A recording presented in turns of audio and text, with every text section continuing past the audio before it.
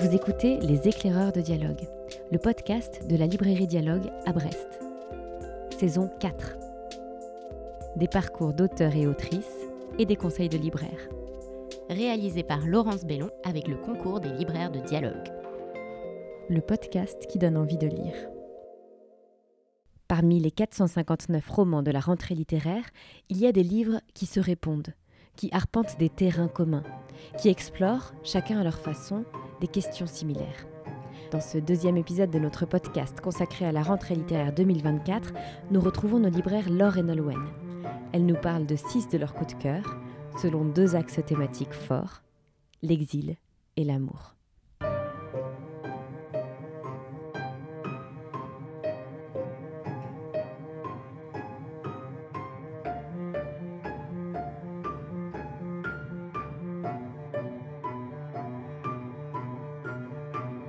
Ne fais pas attention à moi, je viens d'une autre planète. Je vois toujours des horizons là où tu dessines des frontières. Cette citation de Frida Kahlo me semble une parfaite introduction à la sélection de romans que Laure a choisi de nous présenter. Ces 4 livres nous parlent de la difficulté de l'exil, mais aussi de la force et de la richesse de ces parcours, en nous invitant à les embrasser, en nous tenant au plus proche des personnages. Je vais vous présenter 4 romans de cette rentrée littéraire 2024 qui abordent chacun à leur manière le thème de l'exil et de la migration. Je vais commencer par mon gros coup de cœur de cette rentrée. C'est L'œil de la perdrix, écrit par Christian Astolfi et publié aux éditions Le Bruit du Monde. C'est un roman vibrant et d'une infinie délicatesse. Il va d'abord nous raconter l'histoire de Rose, une Corse mariée à un homme assez simple, sans heurts, s'attelant à ses tâches professionnelles, sans approfondir son quotidien et en refoulant ses peines. Très jeunes, ils quittent leur île natale pour Toulon, à la recherche d'une vie meilleure, et ils vont y mener une existence plutôt modeste avec leurs 3 enfants, qui bien sûr grandissent et quittent le foyer à un moment donné. Rose se retrouve donc seule, s'accoutume à un quotidien jusque-là sans éclat, jusqu'à sa rencontre avec Farida un matin de 1957. Tout comme Rose, Farida est une déracinée. Elle vient d'Algérie et elle vit dans un bidonville, situé pas trop loin du quartier de Rose. Elle se rencontre un matin lorsque Rose se foule la cheville et Farida va l'aider à se relever et va la soigner. Entre ces 2 femmes alors exilées va naître une amitié vraiment poignante.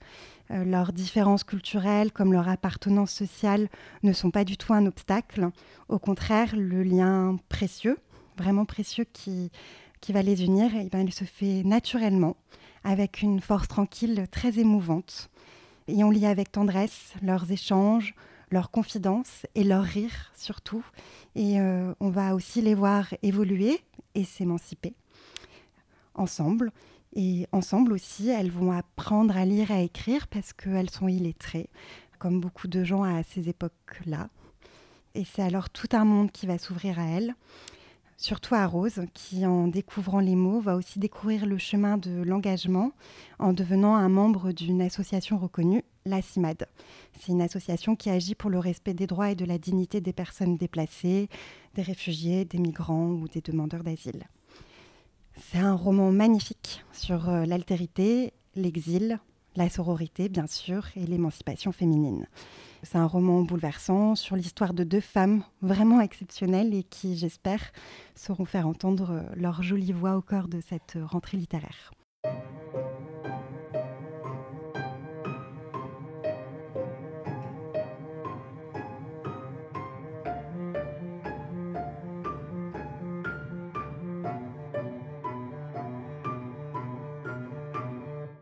Mon second roman, c'est un premier roman, publié aux éditions Liana Lévy, qui s'appelle Les eaux noires et qui est écrit par Agnès Jésupré. C'est un roman vraiment très enrichissant qui aborde un sujet peu connu ou du moins peu exploité en littérature française, à savoir la migration des Italiens au cours des 19e et 20e siècles en Tunisie, pays alors placé sous le protectorat français. Agnès Jésupré, qui est une biographe de profession, va redessiner avec beaucoup de pudeur et de sensibilité le destin tragique d'une famille italo-tunisienne à travers le regard de Clara. Clara est une vieille dame, elle est au crépuscule de sa vie quand elle va rencontrer une biographe anonyme à qui elle confie son histoire. Cette Clara, elle est née en Tunisie, elle est issue d'une famille sicilienne qui a migré pour échapper à la misère, comme beaucoup de familles à cette époque-ci. Son père a su prospérer sur cette terre parmi les Nord-Africains, les colons français et les Italiens de Tunisie. Donc il connaît la prospérité avant de connaître la déchéance lorsque les troupes allemandes occupent un temps pendant la Seconde Guerre mondiale la Tunisie. Ça va durer que quelques mois, mais ces quelques mois vont être terribles pour la famille de Clara suite à une action, tout simplement parce que le père a été contraint de conduire un Allemand à l'hôpital et on va le juger comme traître pour cette action-là. Ce qui fait que la famille de Clara va connaître le déshonneur, puis la pauvreté. Et quand va arriver la décolonisation et les indépendances, comme beaucoup d'autres familles, vont être contraints de fuir la Tunisie. Et ce qui est intéressant, c'est qu'une partie de la famille de Clara va retourner en Italie et une autre va aller s'installer en France, à l'instar de Clara, puisque la Tunisie était sous le protectorat français. C'est vraiment une histoire passionnante sur cette double migration qui a dû faire face à une violence humaine vraiment très forte et que l'écriture vient ici réparer ou du moins tenter de réparer en donnant la voix à une exilée. Agnès Jésupré dédie son roman à tous les migrants du monde, à ceux qui les écoutent et les accueillent.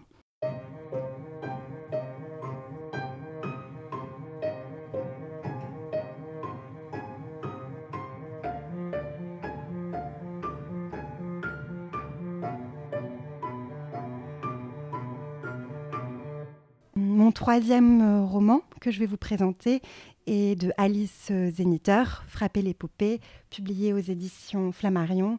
Alors Alice Zeniter est bien connue aujourd'hui dans le paysage littéraire. Il n'empêche que son roman est tellement beau qu'on n'a qu'une envie, c'est d'en parler. Le roman se déroule en Nouvelle-Calédonie, ce qui est d'autant plus édifiant avec ce qui se passe actuellement. Et c'est vraiment une porte qui nous conduit à mieux comprendre l'histoire de cet archipel. On va y suivre notre personnage principal, Tass, qui est né sur l'archipel, après avoir vécu une décennie en métropole pour y faire ses études, pour y commencer peut-être une carrière de journaliste, pour vivre avec son amoureux qu'elle a rencontré sur les bancs de la fac, mais avec qui elle vient de rompre. Du coup, cette rupture l'amène à retourner vivre sur son île natale. Là-bas, elle va exercer le métier de professeur de français dans un lycée à Nouméa. Et parmi ses élèves, il y a des jumeaux kanaks qui l'intriguent. Elle ne comprend pas pourquoi ils provoquent en elle un tel intérêt. Ça l'intrigue. Néanmoins, le jour où ces jumeaux ne se présentent plus en cours, Tass va décider de partir à leur recherche. Cette initiative va alors lui permettre d'aller au bout d'une quête qui lui appartient personnellement et qu'elle a longtemps mise en sommeil, à savoir celle de ses origines. Parce qu'en allant à la découverte de celle-ci, elle va comprendre l'importance de sa place dans l'histoire de la Nouvelle-Calédonie, car il est vrai, à l'orée d'une éventuelle indépendance, comment on se positionne lorsqu'on n'est ni un Kanak, ni un métropolitain ou ni un descendant de colons. Et Alice Zeniter nous rappelle qu'il existe une troisième voie, issue d'une population multiple, venue des quatre coins du globe. La Nouvelle-Calédonie a été une colonie pénitentiaire et des gens ont y été amenés de force, dont des forçats algériens, et l'un d'eux est l'ancêtre de Tass. Parallèlement à l'histoire de Tass, nous allons suivre aussi un groupe d'indépendantistes kanaks composé de 3 personnes et qui vont mettre en place un esprit de lutte tout à fait génial parce qu'elle repose sur l'empathie violente. C'est-à-dire que les actions qu'ils mènent sont des actions non violentes, pensées sur un temps long et qui ont pour but de troubler l'évidence du chez-soi, de faire comprendre que la colonisation provoque forcément un sentiment de dépossession inéluctable. En remontant ainsi le fil des origines de Tass et en mettant en scène parallèlement un groupe d'indépendantistes kanaks, Alice Zeniter nous raconte subtilement l'histoire de l'archipel et nous montre à quel point le spectre pénitentiaire et colonial pèse encore sur la Nouvelle-Calédonie aujourd'hui. C'est juste un roman magnifique, édifiant, où la part romanesque est finalement tout aussi importante que la part de l'essai, ce qui fait que voilà, c'est un roman riche sur lequel on peut se reposer aisément pour comprendre ce qui se passe actuellement.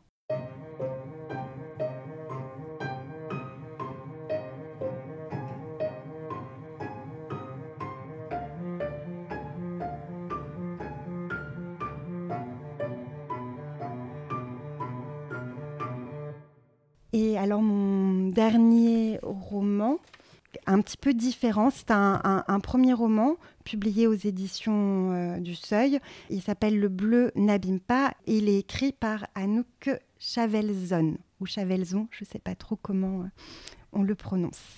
C'est un premier roman très prometteur et qui va poser la question du métissage. C'est-à-dire, qu'est-ce que c'est que d'être une jeune femme métisse aujourd'hui ?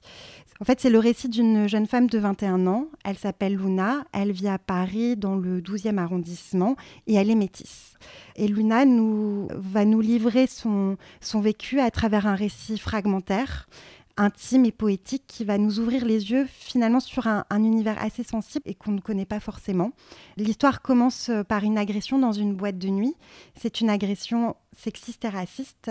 L'homme se colle à Luna et lui dit à l'oreille, je cite, vous m'excitez tellement, vous les métisses ». Il lui souffle son fantasme et son désir malsain d'exotisme qui repose aussi sur la question de ses origines, cette fameuse question « D'où viens-tu ?» et qu'il lui demande avec insistance. C'est une question souillée par cet homme, mais aussi par d'autres invectives, maladroites ou pas, que le personnage se remémore et nous raconte. Et après l'agression, le récit va basculer dans des moments tantôt intimes, tantôt familiaux, que Luna nous livre de façon morcelée, parce que suite à cet événement douloureux, elle va prendre conscience de son besoin de se réapproprier son histoire familiale, alors riche et éclatée entre l'Algérie, le Niger, l'Argentine et la France. Une réappropriation qui passe par des souvenirs, même des sensations ou des rêves qu'elle fait. Et voilà, on va passer d'un récit à un autre de façon fragmentaire, mais finalement, on s'y retrouve très bien dans le fil de l'histoire. C'est comme une forme de kaléidoscope, on va dire. Et ce côté fragmentaire fait toute la richesse du livre, parce que l'auteure, elle ne souhaite pas construire un récit linéaire, ni nous raconter une quête généalogique affinée. Elle nous dessine un personnage qui exploite des fragments, qu'elle connaît et récolte pour se construire une histoire personnelle, et cela apporte une authenticité assez salutaire.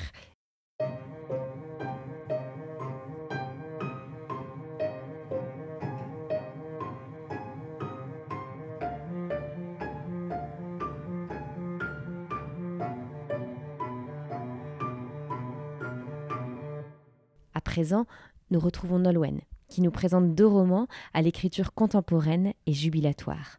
2 nouvelles voies à découvrir de toute urgence. Ce qui les lie, l'amour. Tantôt passion naissante et fulgurante, tantôt amitié amoureuse. Le premier livre dont je souhaite vous parler, c'est Aimer Gilles, par Chen Haddad aux éditions POL. Gilles, Mathieu et Mathias, les 2 M, ont 25 ans.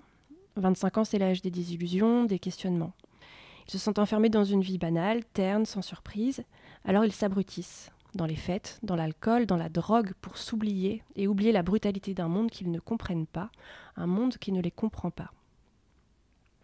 Lassés, ils partent à bord d'une Clio brinque-ballante. Ils quittent Paris, ou une ville qui ressemble à Paris, et ils roulent, avec leurs angoisses, leurs déprimes et leurs questions existentielles, vers la chaleur écrasante du sud de la France. On ne sait pas vraiment s'il s'agit d'une quête ou d'une fuite. Aimer Gilles, c'est un roman qui parle d'amour, un roman qui parle d'amitié, de relations qui se créent, de relations qui se dénouent. C'est aussi un roman sur l'identité que l'on essaye de se construire en se cherchant, en se confrontant parfois à ses peurs et à ses craintes, ou au contraire, en les enterrant. Nous, lecteurs, sommes portés par les mots, par la voix de Gilles. Dans le livre, pas de paragraphe, pas de dialogue, mais des phrases, simplement des phrases. un monologue intérieur qui nous permet d'être au plus proche des émotions de Gilles. Nous sommes dans sa tête, nous sommes dans sa vie, nous sommes Gilles. Gilles qui nous raconte ses mots, sa difficulté d'être au monde. Elle nous raconte Mathieu, elle nous raconte Mathias, dans une mélopée parfois suffocante, parfois angoissante, mais elle frappe toujours juste. En voici un extrait. Personne ne nous prévient quand on sort de nos études. Personne ne nous prévient qu'à partir du moment où la vie active est obligatoire, l'emmerdement gangrène la vie. La vie active, c'est voir ses parents qui en sortent pour aller crever en silence. Voilà ce qu'est la vie active. Tu regardes en face ce que tu vas devenir. Rien. On ne devient rien. Comment accepter ça ? Comment accepter l'absolue inutilité de nos propres consciences ? Et l'on se laisse être submergé par la jalousie, par la possessivité, par la rancœur, par la colère. C'est loufoque. Shein Haddad signe ici un magnifique deuxième roman, magnétique et incantatoire, la voix de toute une génération.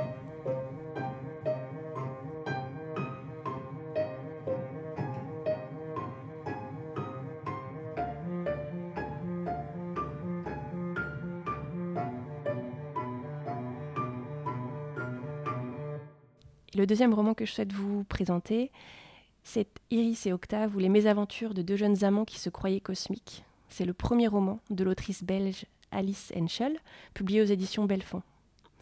Je crois que le titre pourrait également être Iris et Octave, ou les confessions d'enfants de notre siècle. Vous savez, ces enfants nourris à la littérature classique pour qui la constance et la stabilité sont synonymes d'ennui ou de malheur.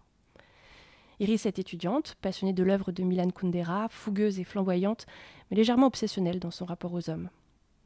Octave, quant à lui, est le héros baudelairien par excellence, artiste incompris, persuadé de ne pas être né à la bonne époque, nostalgique des temps qu'il n'a pas connus. Iris et Octave, c'est l'histoire de deux amoureux qui s'aiment tellement qu'ils ne peuvent s'empêcher de le faire mal.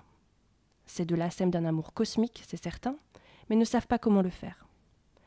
Alors, quoi de mieux, après une rupture de 18 mois et des retrouvailles passionnelles, que de fuir et s'isoler dans une maison des Ardennes belges pour donner une dernière chance à leur amour. Cette fois-ci sera la bonne. Ils en sont persuadés, eux que tout rassemble, l'art, la sculpture, la poésie, sont destinés à passer le reste de leur vie ensemble.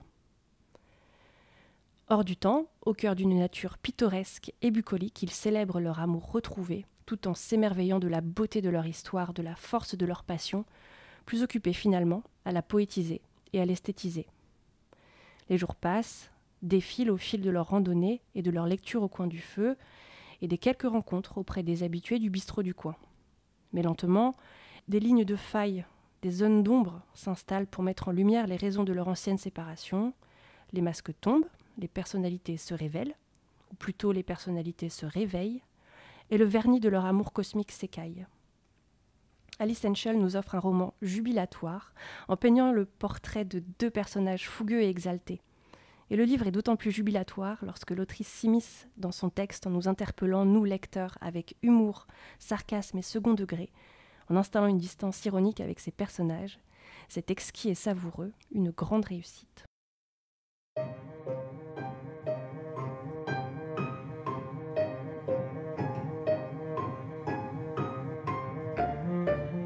Ce deuxième tour d'horizon de la rentrée littéraire 2024 par les libraires de dialogue touche à sa fin. Un immense merci à Laure et Nonwen pour leurs conseils. Nous espérons que cet épisode vous aura donné de belles idées et envie de lecture, et toutes les références de ces livres sont précisées en description de cet épisode. Vous pouvez bien sûr les commander sur notre site internet librairiedialogue.fr ou bien venir nous rendre visite à la librairie. Nous serons ravis de vous y accueillir. Et si cet épisode vous a plu, on compte sur vous pour le partager et en parler autour de vous. N'hésitez pas non plus à vous abonner pour ne pas manquer les prochains. À très vite et belle lecture d'ici là.